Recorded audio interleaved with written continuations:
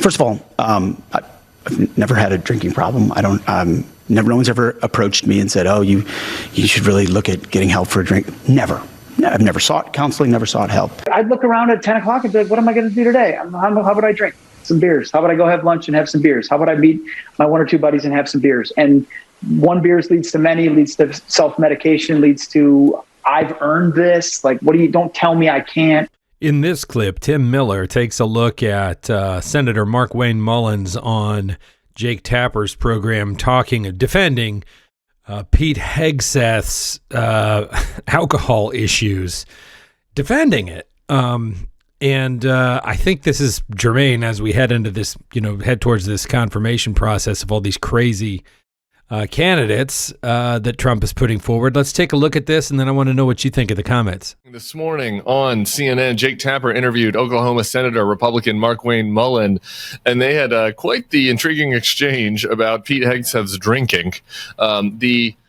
Just the lengths that these guys are having to go to kind of humiliate themselves to defend Pete Hegseth continues to astound. And we had the latest example of that this morning. I want to watch it and then talk a little bit on the other side about just how tough of a spot these Republicans are putting themselves in, having to defend Pete Hegseth now for, at least another 5 weeks before we even get to the confirmation hearings. But let's take a look. A number of your fellow Republican senators have publicly expressed concern about Hegseth's reputation for excessive alcohol drinking. Here is what Hegseth said a few days ago on the Megyn Kelly show. First of all, I've never had a drinking problem. I don't. No one's ever approached me and said, "Oh, you should really look at getting help for a drink." Never. I've never sought counseling. Never sought help. I respect and appreciate people who do. Just a few years ago, however, on the Will Cain show, this is how Hegseth described his experience with alcohol after returning from Iraq. I'd look around at 10 o'clock and be like, "What am I going to do today? How would I drink some beers? How would I go have lunch and have some beers? How would I meet my one or two buddies and have some beers?" And one beers leads to many, leads to self-medication, leads to I've earned this. Like, don't tell me I can't. It seems to be in that Will Cain clip that he's describing having a drinking problem. How do you reconcile that with him now claiming that he's never had an issue with alcohol? Jake, that wasn't him saying he had an alcohol problem. That was him being honest. Unfortunately, a lot of our combat vets have come back and faced the same thing. They're sitting there and they had their identity in the service. They had a job to do. They were responsible for certain things, and they get out of the service and they're back and they're sitting there twiddling their thumbs. They've had a lot of experiences that the regular population doesn't. They have these memories, these thoughts, these sounds, the smells that are still coming back to them, and they turn to drinking with their buddies. That doesn't mean that they had a drinking problem. That means that every combat veteran has had the same issues. That's why they have VFWs set up. That's why they have American Legions set up. What he was describing is what most combat veterans have faced. And for the media to go after him and start describing that as a drinking problem is individuals that doesn't understand combat veterans because they've never been there. I have done a lot of coverage of veterans and a lot of coverage of combat, and while I have never worn the uniform, I think I do have an understanding of the need of our valiant troops when they come home to self-medicate. What I'm saying is when you're talking about drinking at 10 in the morning, that's a drinking problem. Now, it doesn't mean that there should be a stigma. Then there's a lot of politicians that have a drinking problem, Jake.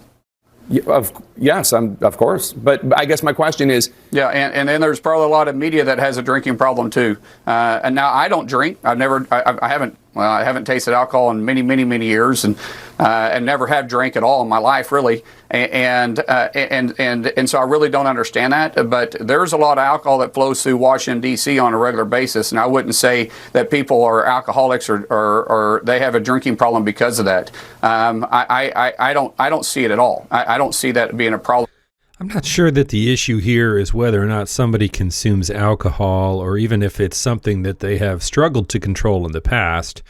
The issue is this sort of scrubbing of a record of like, I don't know what they're talking about. I've never said that. Nobody's ever said that to me. I don't even know what you're talking about. Me? No. Liquor? What's liquor? And I really wish that the media would move on and start focusing on what he can bring to the Secretary as Secretary of Defense. Part of the process is Republican senators and people in the media and Democratic senators and anyone asking questions about the person's qualifications and about the appropriateness of an individual. And a drunk reporter who's drinking at 10 a.m. for whatever reason is not in charge of the 3 million person Defense Department. And so there is a difference. All right. So, Tapper's like, drinking at 10 a.m. is it's a little different than going out and having drinks. I go out and had drinks. I had some drinks last night. Nothing wrong with drinking. Nothing wrong with, wanting to have a good time. The Pete Hegseth situation is different, though. It is something if you are drinking before your morning talk show. I mean, again, if these reports are true, he had colleagues at Fox News saying that they smelled alcohol on him before Fox and Friends, which is in the morning. So, I mean, I guess he lived in New York City. Maybe he was playing all the way through to the show. He's out to the clubs till 4 or 5 in the morning, and then got cleaned up, got in the makeup chair, and went on to Fox and Friends. Maybe that was it, or maybe he just got so bombed that you could still smell it on him the next day, or maybe he's sneaking some drinks in the AM. And I don't know. But to Tapper's point, there, it's like this is different than your typical. I like to go out and blow off some steam after work type drinking. Well, it also makes me think of the confirmation hearings for Justice Kavanaugh when they asked him about his alcohol consumption. He got extremely defensive. He got very flustered. Beer, I like beer, if that's a crime. Nobody's saying it's a crime, right? We're asking you some questions, and it's less about whether or not, you're an alcoholic, right? Which in and of itself isn't necessarily disqualifying, although you wouldn't put it on your resume, right? It's about seeing how you handle these questions. And, for me, frankly, if Hegseth had said something like, do you know, in the past, coming back from combat, I did get into a place like many veterans where, I found myself using alcohol as a way to self-medicate. And I have since realized, the how problematic that can be. It's not healthy, and it's not good professionally. And I've taken the following steps to sort of reel that in or address that. I would have an enormous amount of respect for that kind of an answer, as I would have from Kavanaugh. But both of when somebody denies and deflects and says, "I don't even know what you're talking about. This is insane," that in and of itself is a red flag to me. So I think that is something that's noteworthy. But the Republicans, senators, are really kind of wrapped around the axle on this. And you saw Mullin's defense there, where he's like, media members drink too. There's a report out in Politico today that another one of the Trump cronies is now looking into senators drinking and trying to do oppo on senators to try to get embarrassing stories about them. I don't exactly know what the purpose is of that is, or what the efficacy is. I mean, I guess you probably shouldn't have a massive drinking problem if you're a senator, but you're not really in a deciding mode. You're one vote out of 100 on stuff. It's not exactly the same as being Secretary of Defense, where you have war decisions, life or death military decisions in your hands. This job in the Senate, it's not the same job. So it's interesting to see that's where they're going, that they think that would make it better. To me, it just kind of draws more attention to his drinking, that they want to talk about senators drinking. So I don't really see the value there, but that's one of the strategies they're going forth with. The other thing, that I think that those who are questioning whether Hegseth is going to be able to get through, the arguments they're making are even the pro Hegseth arguments are pretty are preposterously weak, really. I mean, they're just absurd. There's somebody that is an aide to a senator who supports Hegseth. So this quote that I'm about to read to you, which was given to my colleague Mark Caputo, comes from somebody whose boss supports Hegseth, but was just venting about how challenging it is to make the case for him when it comes to his drinking and his sex life and his carousing and the accusations of sexual assault, particularly in the case in Monterey, where he cut the deal with the woman, and they have this non-disclosure agreement.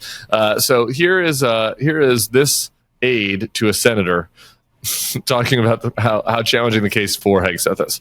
Quote, "The best set of facts for Hegseth is he fucked a married woman while he was hammered in his hotel room, and she was embarrassed and then came up with a story that he drugged her to hide it from her husband. Of course, when he says all that, he also has to admit that his latest baby mama was taking care of his kid. And, oh, yeah, he knocked her up while cheating on his second wife. And he cheated on his first wife with the second one. As Mark Caputo put it, even the best spin, in other words, is suboptimal. I mean, that's the pro-Hegseth argument. Dude didn't even add my favorite part of that story when he's hammered in his hotel room. He actually wasn't hammered in his hotel room. He was hammered at the pool of the hotel, and he's shouting down hotel staff about how he has freedom of speech. My freedom of speech. Like, that's the case for Hegseth. The Markwayne Mullin case that you just saw, you know, the case for him is, oh, media members drink too. Oh, senators drink too. Oh, he served in the military, and people, you know, who served in the military come home and have issues and need to medicate. Like, okay, yeah, sure. But like, if that's the best you got, it's. Well, and there's a how dare you buried in there, right, in the subtext, right? Yeah, look, our warriors have served this country, and may your freedom. Some of them have some trouble. They come home and have a couple of drinks. How dare you? How dare you impugn, right? You yourself probably have had a drink. What about? And you're like, that's not the point, right? The point, we all understand that alcohol is a poison that has some pleasant effects as you have a couple of beers, right? It's legal.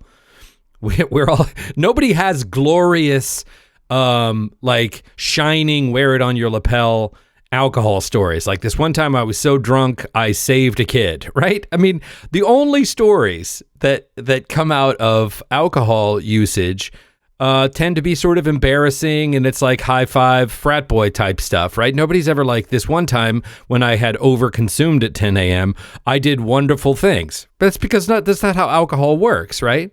So we're just trying to look at Hegseth's record here and the things that he said, and we're looking for patterns. And now they're trying to sort of whitewash it in a way that he's like, oh, I don't know what you're talking about. That's not me. I never said those things. I don't feel that. And this is hardly new, but we are talking about Secretary of Defense, as Tim here says. It's an important position. Still, like a real question whether it is prudent to put somebody such as this in a place of such importance, especially when there's so many other potential qualified options, and when he has no qualifications. So the whole thing is, well, it's a shit show for the Republicans, and I think, as you guys know, we got lots of shit show ahead of us. You know, he's right about that. And the truth of the matter is, you know, this won't be a surprise to anyone watching this or listening to this, but it's all just about loyalty, right? He's trying to put people who he thinks will not give him any pushback. You can say there's lots of other qualified candidates. Of course, there's lots of other qualified arch-conservative candidates, but that is not the point. The point's loyalty. And it just so happens that the type of person who is willing to be unflaggingly loyal to Trump, either because they believe his rhetoric or because they think that's how you grease the way to self-promotion and self-aggrandizement on his coattails by being a lickspittle to him, tend to also be the kind of people who are just clowns, either incompetent or malicious actors or have their own malicious agenda. You know, the list goes on, but Hegseth is just one of a line of Kash Patel's another one, just a long line of Trump potential appointees, you know, who are bad in one way or another or both. Anyway, let me know. I want to know what you think in the comments about all of this. You know, is this just, should we just get used to it? I mean, is it even worth having this conversation again and again? Put it in the comments.